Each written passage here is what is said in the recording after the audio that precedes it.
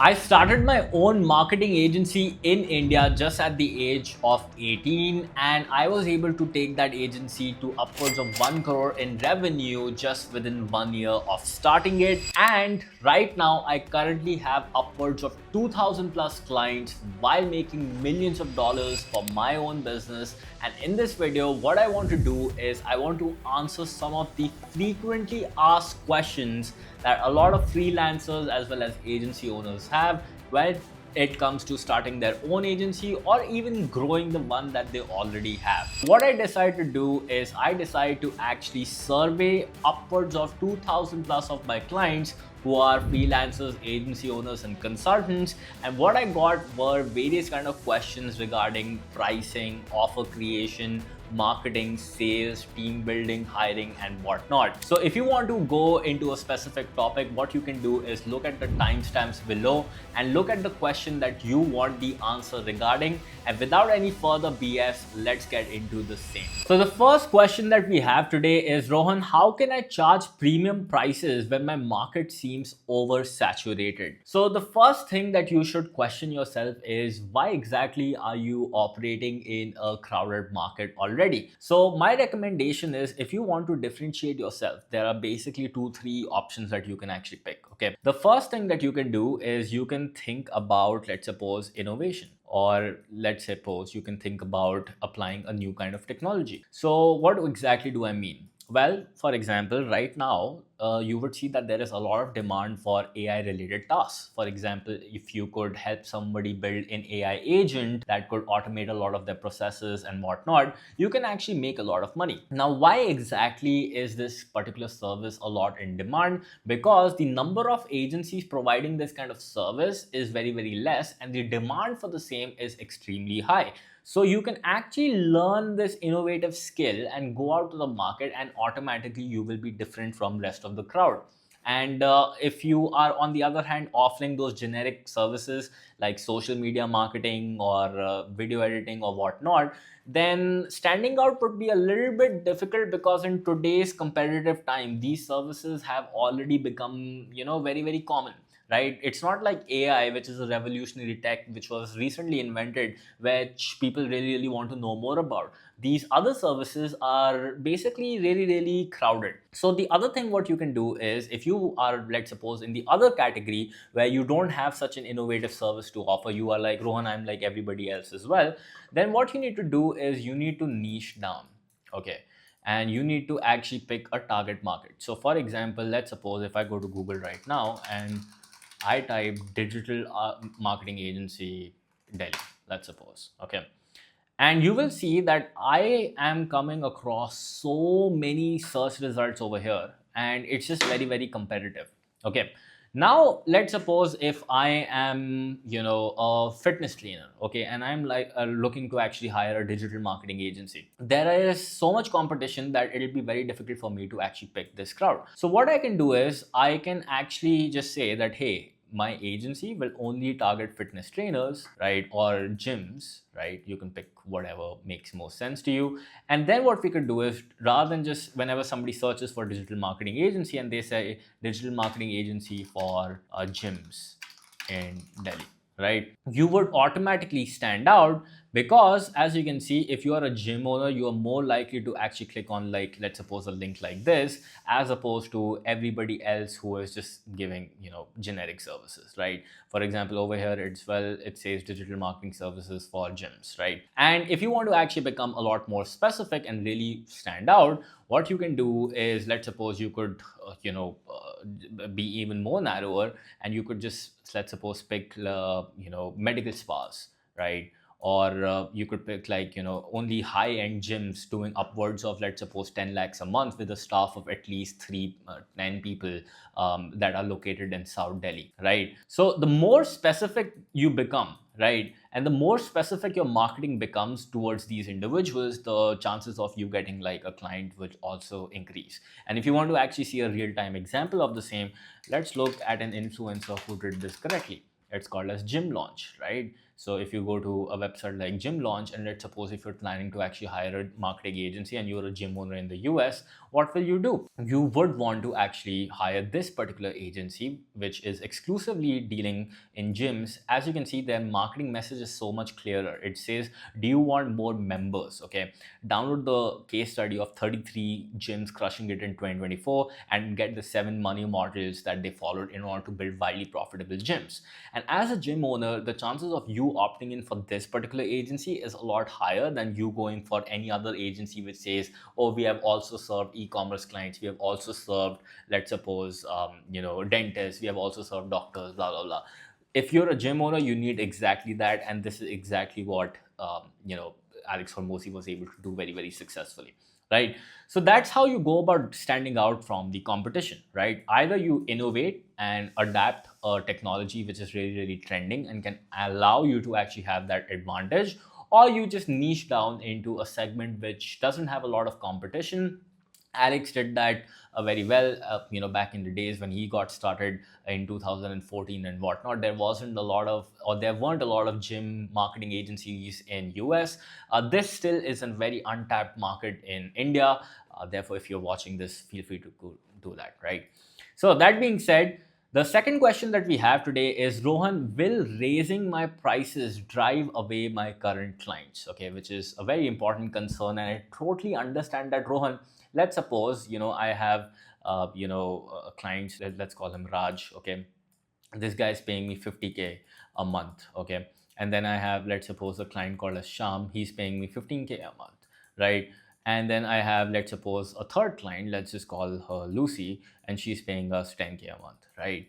Now we have all these different kind of clients. Now the question is, Rohan, if I, let's suppose, raise my prices to 1 lakh a month, for example, right? What will happen to all these other clients? They will just go away, right? Not necessarily, right? For example, if you do raise your prices, yes, let's suppose that this person doesn't decide to renew. This person doesn't decide to renew. But Raj, on the other hand, thinks that you are so valuable, because of which they were already paying you 50,000 rupees. For them, paying you an additional 50,000 rupees, especially if you're good at what you do, is not going to be an issue. Therefore, if you actually raise your price and only Raj decides to continue with you, now you're still making 1 lakh a month, and you're even dealing with lesser clients that you actually were dealing with, who were just paying you 15K, 10K a month, and it just doesn't even make sense to actually work with them, right? Now, on contrary, you might be thinking, but Rohan, what if Raj also goes away, or what if Raj also doesn't actually, want to take up my prices? Well, that is not an issue with your pricing. The issue is with your marketing. What is happening is you're operating in this scarcity mode where you are not able to actually generate consistent demand for your business on a regular basis. Therefore, you are really, really afraid that, Rohan, if Raj also goes away, my business will actually shut down and I won't have anything to sustain or scale. And this will put you in a tough spot. Therefore, my recommendation is that if you really want to raise your prices, the first thing that you should also do is think about, how can I develop a mechanism to generate consistent, predictable leads and inquiries for my own business? Because if you yourself, despite being a marketing agency, are not doing marketing for yourself, guess what? You will not be able to actually have abundance in your life, and you will never be able to actually become number one. So my suggestion is, remove this fear from your mind. What will happen if my client runs away? Even if only one client out of your 3 clients or 5 clients actually decides to continue, and you're charging a decent amount of price, you'll be in a much better off position, because your revenue won't change, but your profit will actually increase, and your complexity will reduce, because now you have to deal with less clients and make more profits, right? Now, the third question that I'm getting is, Rohan, how do I actually overcome the fear of feeling as if I'm greedy when I'm charging high ticket prices? Because, Rohan, if I charge more, I won't be able to make an impact, and I won't be able to actually really take things to the next level. I won't be able to change a lot of lives. I want to be the next Indian Gandhi, right? So in this particular scenario, right, your assumption is, let's suppose, for example, you charge 10K a month for your services, okay? And you want to create impact, you want to not feel greedy, you want to change lives, you want to do all those things that people say that make them feel good in that temporary moment, okay? So let's suppose this is your goal, okay? And usually most people who say that are themselves struggling to actually pay bills, so no offense. But what happens is, let's suppose your goal is to actually impact so many people, right? So many clients, right? My question is, if you are charging 10K a month, and let's suppose you have so many clients, thousands and thousands of clients, okay, how much time and attention would you be able to give to these people? You only have 24 hours a day. So now you have thousands of clients where you only have limited amount, which is 24 hours, and you want to make impact to all these people. Okay, my question is, for them paying you only 10,000 rupees a month, how much time do you think practically you would be able to give to all these people? Okay, so let's suppose that for 10,000 rupees a month, you are able to give this person 1 hour of time. You are able to actually change their life by 1%. Okay, because think about this, what would that 1 hour do for that person? This over here, 1 hour of your time, you are able to actually change 1%, 1%, 1%, and all those things. So, do you think this 1% impact would really, really help this business owner or this person, whoever you're trying to actually help? The chances of them actually getting help, this 1% help, honestly isn't going to be a lot. Now, your contrary question would be that, Rohan, why would I have to give time? I could assign team members, right? And they could actually do this at bulk. Yes, but quality people who can actually deliver to your clients the same level of quality that you can actually deliver, they are expensive and they cost a lot of money. And with this 10,000 rupees a month, you won't actually have a lot of margins, especially after you subtract the cost to acquire a customer, office expenditure, the cost to hire, and everything else. You won't be left with a lot, and therefore that person who also demands a great salary won't be able to do justice. And also, such smart people are very, very finite, and if actually they could deliver the same level of service to your clients, they would start their own business, right? And then also, even if that person also handles a team within themselves, right, they would also have fixed costs, which means that you'll have to pay for the whole team, which will also further increase the cost.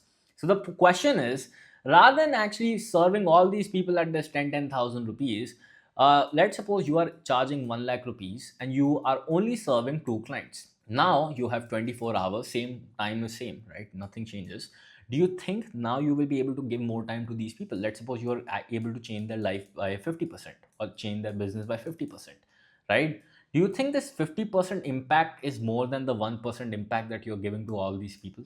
Thousands of people? The answer is yes, right? Therefore, my question is, why would you want to settle for this weird equation that you're giving to your mind that, hey, by charging less, I won't be able to make an impact? In fact, by charging more, you will be able to make more of an impact, and as a result, these people will find it beneficial for you, and you will be in a much better position to even, scale your business, because now you'll have less complexity, less cost, less overheads, and less time that will go into actually serving all these thousands of customers that you had at a lower ticket price, right? So this is what my suggestion is. And then the next question is around signature offer development, which is, should I offer many services or should I focus on creating one or two services? Okay. Now I have a question. Do you remember the time when Apple was going bankrupt? It was back in the days when Apple had actually fired Steve Jobs, and they start focusing on their own inventions and whatnot, and focusing only on the computer lines that were working for them, and innovation had basically stopped. Okay, and what they did is they kept launching more products after products after products, and the company became very, very bloated, complex, and it was just not working out. And guess what? When Steve Jobs came back, the first thing that he decided to do was he decided to actually eliminate most of the products that Apple was offering and decide to only focus on one or two core offerings, which was Mac, as well as then also he introduced the iPod. Okay, so by reducing the number of offers, the company actually became more profitable, and of course, now you know how big Apple is, right? So the fact is that if you actually offer, let's suppose, multiple things, right? Let's suppose you are an agency and you also offer SEO, you also offer, let's suppose, YouTube marketing, let's suppose you also offer video editing services, let's suppose you offer Instagram reels, right? Maybe you offer ads as well. Now, what will happen is, in order to manage all these services and domains, you will now need to build teams. Okay, teams with specialists who can actually take care of all these particular activities, and there will be a team of each one of these divisions.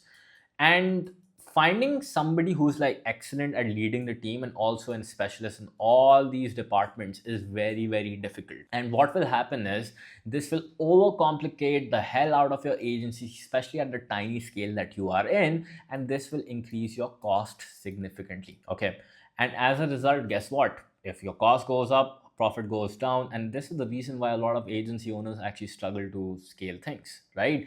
So my recommendation is that why not do an 80-20 analysis, okay, and look at the offers, right, which are taking least amount of your time and your team's time, something that you really enjoy working in, something that you can actually become the best in the country at or even the world at, and only focusing on those things. Some of the top successful agency owners that I know focus maximum on one or two services, and this is what allows them to really take things to the next level. If they're good at ads, they only stick at ads. If they're good at organic, and especially YouTube or Instagram, they only stick with that. They don't go around and offering like 50 different other services as well.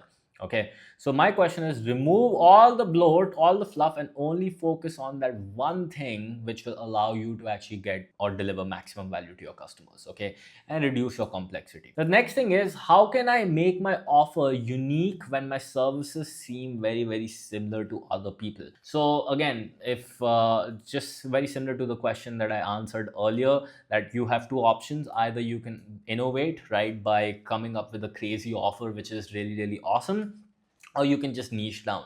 Another thing that you can also do is you can actually operate with something called as confidence. Okay, so for example, that if you are offering SEO services, right, and you actually have the guts to be able to rank somebody on the first page of Google within 3 to 6 months of them starting out, then if you have the confidence to actually go and say to somebody that, hey, I will help you rank on the first page of Google in 6 months or less, and if it doesn't work, you don't pay, and you are able to actually add a guarantee to this, this will also make you stand out from rest of the crowd and of course allow you to succeed.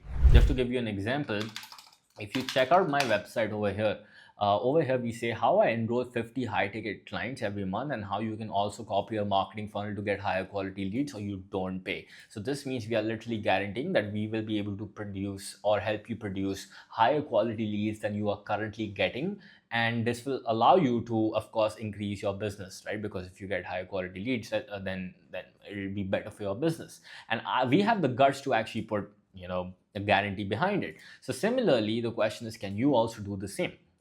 Okay, then the next question that a lot of people have is, Rohan, that if I actually niche down, do you think that will actually limit my market, or do you think that will limit my potential to actually scale? Now again, this is again very scarcity based thinking, because let's look at a company like Amazon. Okay, when they started out their business, what do you think they focused on? They only focused on books. Okay, and their target audience was exclusively book readers. Now the question is, did Amazon scale? Why don't you tell me, right? It's one of the biggest companies on earth, right? But to simplify their operations and to just get started, they only focus on this particular category, and this is what allowed them to scale. The other company that you can think about is Facebook. Again, who did they start with? Harvard students, right? So this was a very limited market back then, but guess what? This was good enough for them to get started and scale things to the next level, right? So the question is now, did Facebook actually scale and take things to the next level? Well, you tell me, which is one of the biggest social media websites, right? So that's how it works. Now, the other question that a lot of people have is, Rohan, when is my signature offer ready enough to launch? Okay, because I feel like I need to still master my skills a little bit more. Rohan, I still need to be a freelancer just for a little bit more. I need to still perfect my skill a little bit more before I'm ready to start my business. I'm finally ready to actually take the leap of faith and really start my own company. So, a lot of people who are starting out, they operate with something called as perfection syndrome, and they think about, how can I actually learn the skill a little bit more, how can I perfect my craft even a little bit more before I finally have the courage to start my own agency business. And unfortunately, this keeps most people stuck in the same loop where they are consistently just operating as a freelancer, and they are not operating at the true limit and the potential that they actually have. You know that you can do a lot more. You know that you can actually impact a lot of lives. You know that you can actually transform the world with the gift that you have. It's just that you are not doing it because you have this limiting belief of perfectionism. See, let me tell you something. Nothing on earth, especially when it is launched for the first time, is ever perfect. You think about this, the first iPhone ever launched, and compare it to the iPhone that is available in today's market. Do you think it is even remotely the same? No, there have been a lot of changes, there have been a lot of developments, right? But if Apple wouldn't have had the courage to first launch that thing and take that first step of action, right, do you think that they would have become the Apple that they are today? Probably not. So my recommendation to you is, if you are afraid of failure, just don't be afraid, because failure is going to be the recipe towards success. Every person that you can think about, they have this motivational story. Oh, I started and I failed so many times, then I succeeded. Well, if everybody failed to succeed, then why are you afraid towards failing, right? So go get started, see how it goes, and worst case, if it doesn't work out, take feedback from your customers and then keep iterating. But if you're going to wait for that perfect moment, guess what? By the time you actually get started, that offer or whatever skill that you're planning to launch, it'll become so saturated that nobody will be interested anymore. For example, a hot skill right now to get started would be developing AI agents for a lot of organizations so that they could automate their tasks. But if you keep on thinking, Rohan, what will happen? When should I do this? Is this the right moment or not? It'll be already too late, and by then, a lot of AI agencies would already be established and you'd be late. Okay, so my recommendation is, stop waiting for that perfect moment, just get started. The next question is, Rohan, what all methods do I have in order to actually acquire customers successfully, right? Can you tell me? Now, a lot of people, what they do is they are consistently relying on referrals slash word of mouth. Like 80 to 90% of the agency owners that I speak to, where do they get their customers? Or somebody else tells me, and somebody else refers them to me, right? My recommendation to you is, honestly, you should have another source of getting consistent, predictable, and reliable leads, because if you do not, your one day, if you do not get referrals, guess what? Your agency won't grow, and that is not a good position to be in. Now, there are a lot of methods to actually market yourself, right? You could do outbound marketing, right? Now, according to this approach, it's pretty simple. What you have to do is, you have to find people on internet. You can use platforms like LinkedIn, you can use platforms like email, you can use platforms like Instagram, Facebook, and find where exactly your target audience really hangs out. Where do they spend a lot of time? Now, for example, if I'm targeting chartered accountants in US, right? So, or CPA firms in the US, I could just simply go to LinkedIn and search for them and start reaching out to them, send them a cold email, send them a LinkedIn message, and begin to actually sign them as a client. The other thing that I can do is, definitely I could run ads. Okay, so I can go to platforms like Facebook, I could go to platforms like YouTube, Google. These are the three ones that I personally love. And what I can do is, I can actually target them and get them as a customer, right? So if I was to show you my ads library, as you can see, I'm running a lot of ads on my channel, right? For example, as you can see over here, this particular ad, I'm clearly saying that marketing agency owners, right? So I'm calling out the exact audience that we want to work with. We will help you build a high ticket marketing funnel, and if it doesn't perform, you don't pay, right? So then people have the opportunity to click on it. Then they could, of course, enter their name and email address. They have the opportunity to even watch this video that we have, which is pretty insightful. If I was you, I would definitely check that out. Then they have the option to actually click on the apply now button, and of course talk to one of our advisors who can give them like a customized game plan, and of course sign them as a client, right? If it's a good fit. If it's not, then of course we redirect them to the correct kind of sources. So this allows us to generate customers even when I'm sleeping, right? So the point is that, yes, do we get referrals? Absolutely. Do we have word of mouth? Absolutely. Do we have positive reviews? Absolutely. You can check them out on my YouTube channel. But do we also have other methods to be able to get customers? Absolutely. And this is what I would recommend that you focus on. The second question about marketing is, how can I market effectively without a huge budget? Okay. So a lot of people, what they do is, oh, Rohan, if I want to actually get started with my marketing, I need to appear on all the podcasts you can think about, pay 25 lakhs, and then, get featured. Or maybe I need to actually spend lakhs and lakhs and crores of rupees on marketing, on Facebook ads or Google ads, and only that is the way to succeed. All that is BS. Think about this. Let's suppose you're at a, you're at the stage where you're just getting started, or you're like actually scaling things. If you were to actually go, let's suppose, to a horse race, and there is like a horse which has no proven track record, they have no history of actually winning, and they are literally just starting out for the first time, do you think you would bet your life savings or lakhs or crores of rupees on that particular horse. You won't put your savings on that particular horse because that particular horse has no proven track record. Similarly, your agency has no proven track record of being able to acquire customers from cold traffic every now and then. Therefore, rather than thinking about how can I actually get customers using ads, my recommendation to you is to start with organic channels, right? You could probably, or you can use outbound marketing and use free methods in order to get your first 3 to 5 customers. And then once you have that money, you can start with ads at a smaller budget of, let's suppose, 500 to 1000 rupees per day at least. Okay. Now, what do I mean? Well, outbound basically means you, let's suppose, as I mentioned earlier, you're targeting accountant, you find them on LinkedIn, search them, DM them, get them on a one-to-one call, and boom, sign them as a client. On the other hand, let's suppose you're talking about organic. Well, think about how many accountants are there in India and how many of them want to market themselves, but they do not know how to market themselves effectively, probably because of the law and legal regulations around them not being able to market themselves.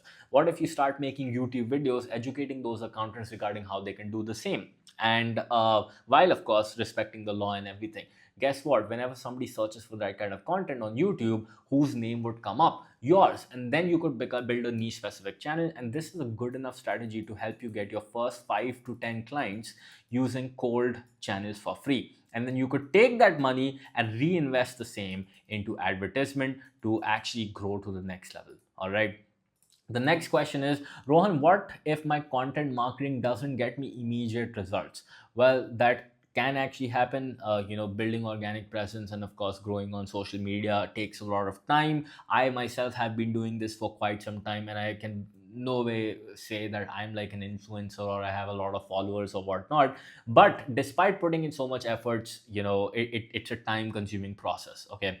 So my recommendation is, if you do not have patience to wait for this, content marketing probably won't be the best game to actually get started. Although, if you do get started with a niche specific channel, the chances of you being able to reach your target audience is a lot faster. Another thing that you can definitely do, that's why if you don't have the time and patience to wait that long, start with outbound marketing, start reaching out to people, start calling them, start emailing them, start hitting them up on social media platforms and get them to book a call with you. If that is something that you want to do, if you don't have the time and bandwidth to be able to do that, hire an intern or an appointment setter to be able to do that. If you don't even have the time and bandwidth to do that, the easiest thing then I would recommend is start running ads. That's what I've done, and some of the people that are really successful have done this. Okay. How important is personal branding for attracting premium clients? It is kind of important, but not so important, because when I got started, honestly, I did not have any kind of personal branding. In fact, I don't have much personal branding at this point either.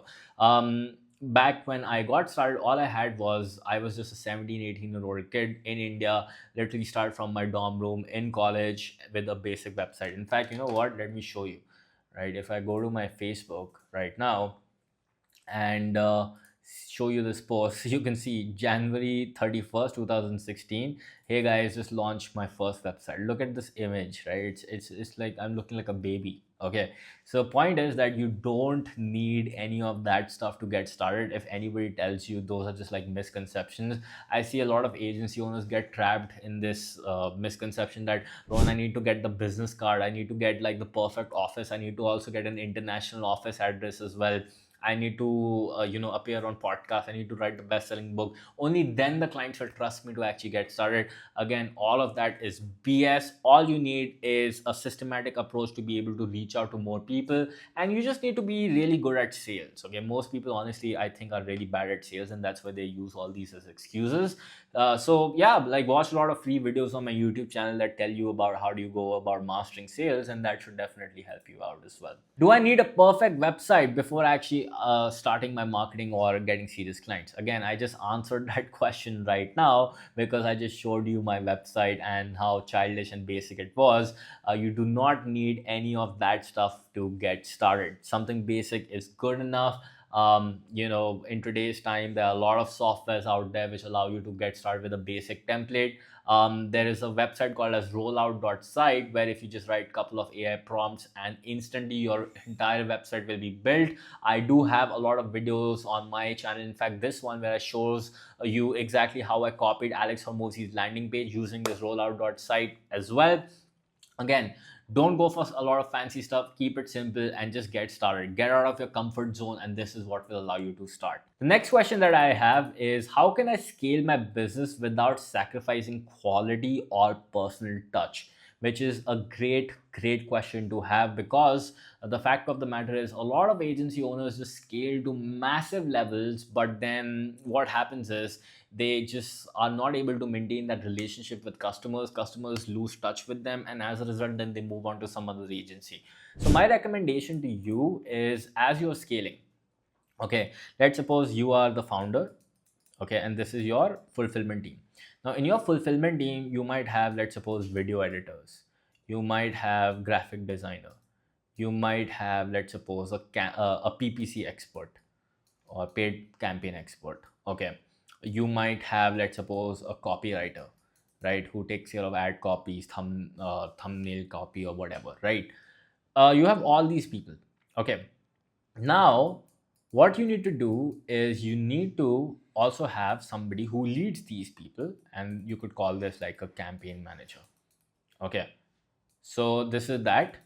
And then what you need is, either this person needs to be the direct one-to-one point of contact with the customer, okay, or there needs to be another position called as the AM or the account manager, who basically coordinates all the things that happen with the customer and then basically reports to the campaign manager, and also is the bridge between the team as well as the client, okay. And this person, okay, this account manager is responsible for doing one-to-one calls. They're responsible for sending messages which are personalized, okay. When was the last time you actually sent a greeting card to your client? When was the last time you actually sent them a welcome package for them being onboarded? When was the last time somebody actually reached out to your customers and addressed their grievance immediately on time? This is the job of this particular person, and they are supposed to be the bridge between you, right, which in this case is the campaign manager and the whole team, as well as the client. And this is what will allow your customer to have that sort of personal touch while you're trying to scale. At our organization here at Uability, whenever somebody actually joins, we appoint them with a one-to-one account manager who takes care of all their requirements, needs and whatnot, and also coordinates with the rest of the team to make sure that we can give them the personalized service that they are asking for. And that's why I do not like all these courses and gurus and whatnot who scale to the next level, and they do not even offer one-to-one support, and it's just like not really helpful. The next question is, Rohan, do I need to be available 24/7 to provide excellent service? The answer is absolutely no. So I was actually watching one of these videos from Alex Hormozi's, where he said that he built like a 35 people technical team, where these people were responsible for answering all IT related queries. Okay. Now, what happened is, whenever a customer would reach out to Hormozi's team, these people would be able to answer the question almost immediately. But the question's quality won't be so amazing as if it's coming from an expert who really understands their business completely. Okay. But whenever these customers used to get a reply from a senior person, not just like a junior tech guy, but a senior person, the quality of response was a lot better, and the customers actually found that to be a lot more helpful. So this means customers were prioritizing quality over speed. Okay. Because, like how annoying it is, like when you send like a message on Zomato and like they like reply to you, but then they tell you like, oh, but you'll have to wait like 2 to 3 days before you get a reply from a senior team, and then the whole thing will happen, right? That is pretty annoying, right? So people want the solution, and this is what they reach out support to for, right? They don't care about like how fast like that person responds to me. All of that, of course, helps, but in today's time, honestly, you can do all that with automated responses as well. So my recommendation is that you prioritize quality. Now here at Uability, what we do is we have a 24-hour response time, and we set the expectation clearly that we are only available during business hours, which is Monday to Friday. right? And during this time, whatever response that you get, we expect you to give quality responses. At least that's what we aim for, and we prioritize that over just giving you some generic response which might not be helpful towards your particular scenario.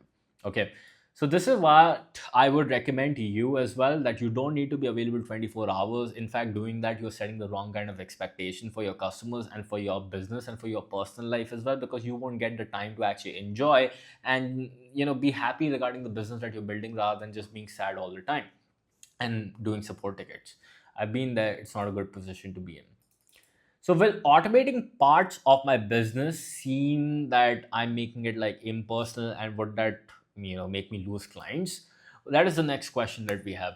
Okay, so honestly, no. Okay, now there are certain parts of a business which definitely you should not automate at all. For example, meeting with the client, making sure that they are on pace with their progress, making sure that you are able to actually provide them that personalized strategy and whatnot. But there are certain tasks in a business which are very, very repetitive. Now, for example, think about this. When a customer joins your organization, right? Let's suppose they, you know, are onboarded. Now, if let's suppose you are doing that one-to-one call, you have to repeat that same thing again and again. This is what happened. This is how it works. This is what will happen. I need this information from you. Give me your account to your YouTube. Give me your details to your Instagram, and then we will post and whatnot. So these are very repetitive tasks, and honestly, this is like very time consuming and not recommended for most people. Now, what you can do is you can just break down this onboarding process into parts. Like, okay, what do I actually need before like somebody actually joins me? So if somebody joins me, I want them to sign a contract. So the legal part is done. Then I want them to fill a form so that I know their information, right? What exactly is their business about, so I can create a marketing strategy accordingly. Then I want somebody to actually give me their assets, their social media profile and whatnot. And then what I basically want them to do is book a call with me, because by the time they book a call with me and I already have access to all these things, I've actually saved a lot of time, because now I'll be able to study all this information and give them a personalized strategy. But if I had to manually one by one, sir, contract sign ho gaya, sir, please fill give me this information, sir, please do all this. If I could create like automated emails, and all this is like in a smooth line fashion, where I could use Calendly, where by the time everybody is done filling out this form, they have the option to straight away book a call. This would allow me to systematize my process and make things better, much more efficient, and of course, time saving. And this is what I would recommend. Now, this doesn't mean that you're getting rid of personal touch, because ultimately you're still getting on a call with these people. But what you are doing is you are removing redundancies of you being able to do the repetitive tasks again and again, right? So that being said, how much customization do high ticket clients actually expect? Honestly, this is like a big misconception, because a lot of times people think that I need to customize my delivery all the time for every high ticket client that you get. Your customers do not care about customization. They do not care about the features that you offer. They do not care about like the various kind of things you can do. The only thing that they care about is, hey, I'm stuck with this problem. I want to go here. Can you solve that as soon as possible without maximum of my headache, right? Least amount of my headache I need. I want you to get the job done.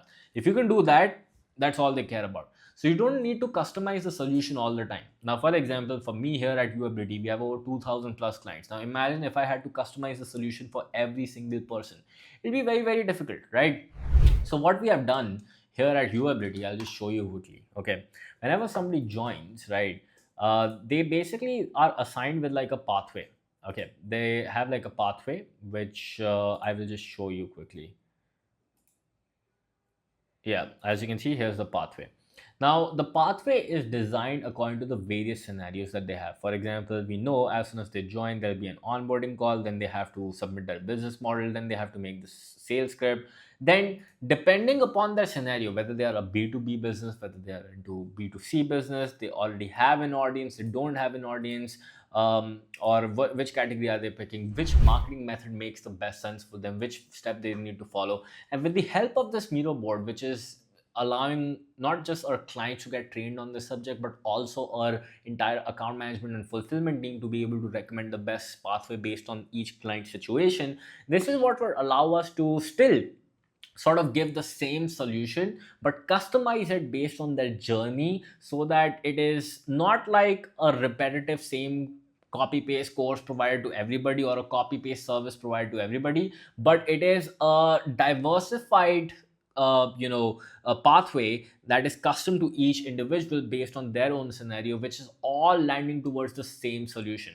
Okay, so for example, let's suppose you have client A, where let's suppose their goal is to first get 10,000 followers on Instagram. Then the next step is to get to 100K. Right now, the reason why Instagram might make sense for them is probably because they are getting started, they're not comfortable making long form videos. That's why recommending Instagram is a lot better for them.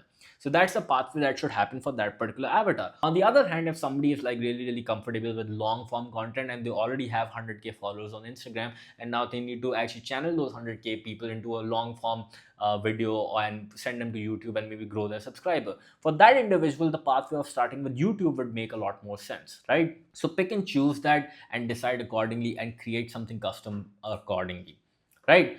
The next question that I have is, how can I actually find team members who will maintain my high standards, right? Because this is like, I'm very, a lot of people get confused. Rohan, how do I trust somebody that what if rather than me going to the client, somebody else actually goes to the client, represents my brand? What if they say something wrong? What if they mess up, and as a result of this, I'm not able to actually control everything? Look, I totally get it. Like, you're starting out, you are in that position where you're like, I'm in control, I want to actually control everything. But you just have to let go, because the first question is, the person who's representing a brand to go see the client, you are the one who hired that person, right? Therefore, you must have hired them because of particular reason. Now, if you actually hired somebody messed up, then of course that's another discussion that we need to do, is why did you actually go about hiring somebody in the first place who's not the best fit? But if you did actually hire somebody by interviewing them rigorously and found the best fit for this particular role, you need to be able to trust them to be able to handle that.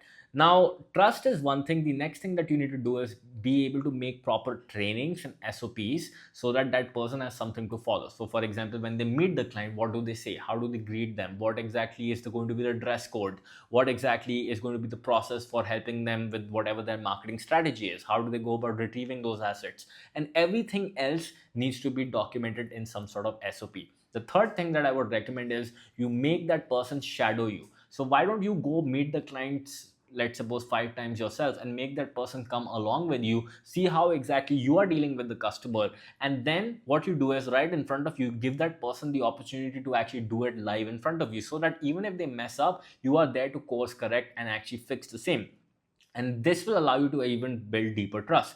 The final thing that you can do is, after this person has of course gained your trust, where they are now handling the customer successfully, do not just completely let it go. What I would recommend is meet that person on a daily basis, weekly basis, or monthly basis, whatever is convenient for you depending upon the performance of that particular employee.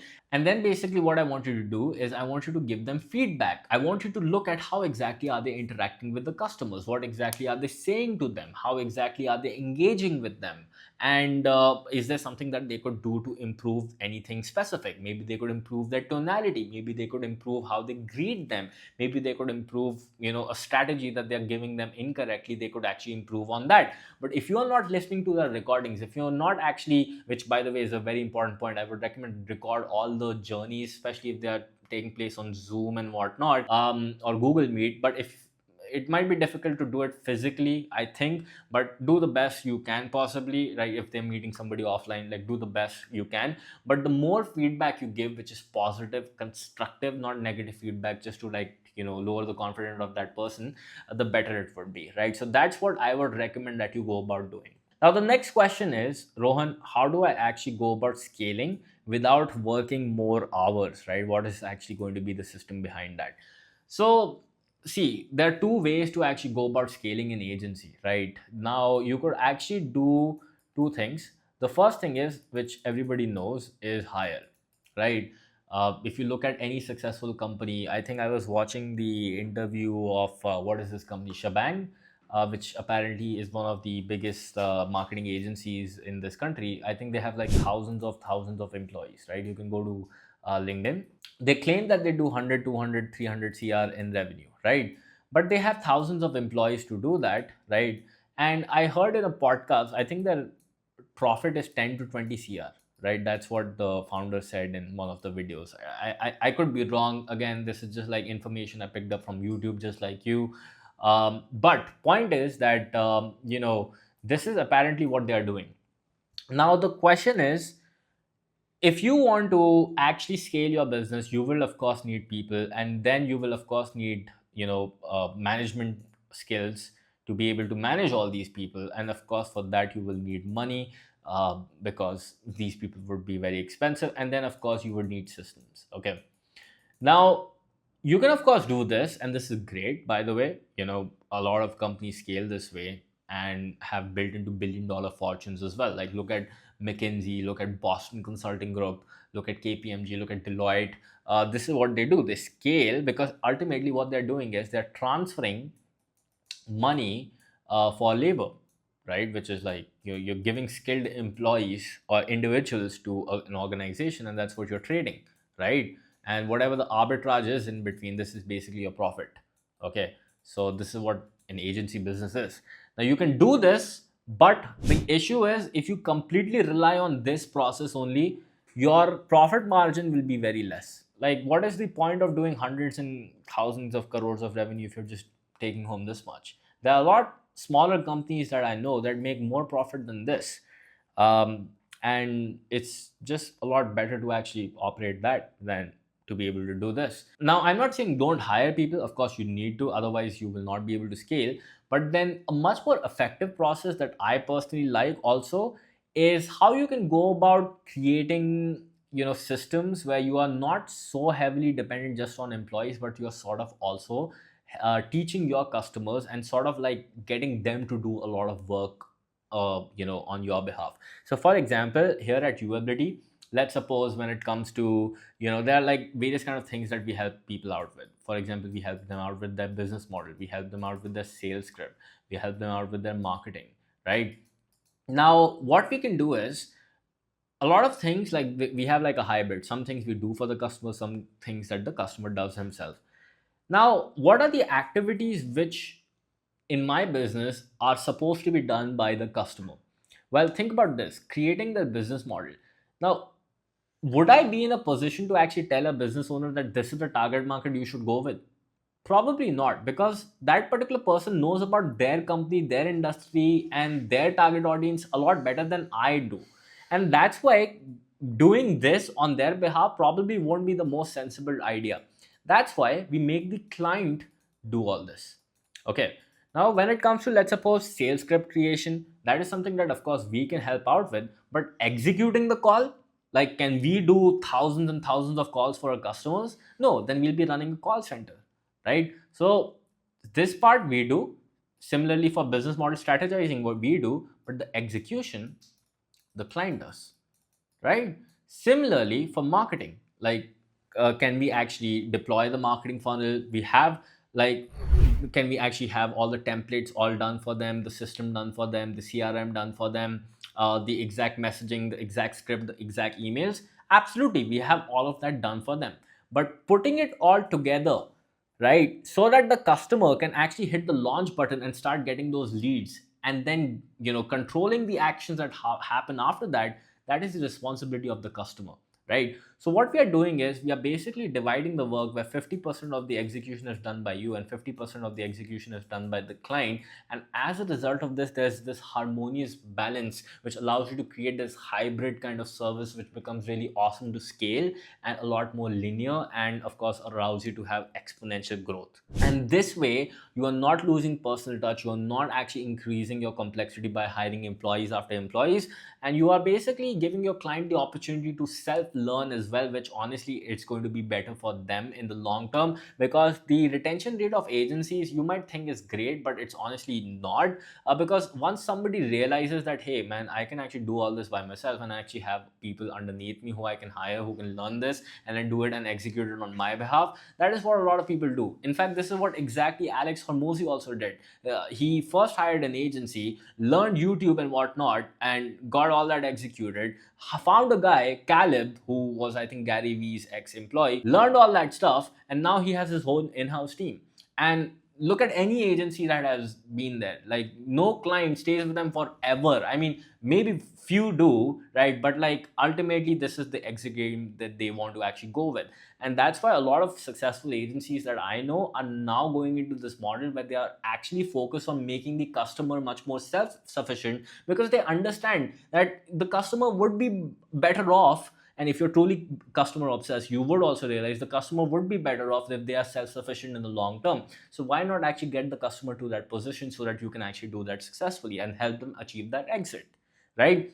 So this is what I think, and this is how I think agencies would scale to the next level. And this also allows you to actually have more inflow of clients, because now you'll be able to manage a lot more people without actually scaling to thousands and thousands of people and not making the kind of profit margins that you make, right? So find like a harmonious balance and create like a hybrid system.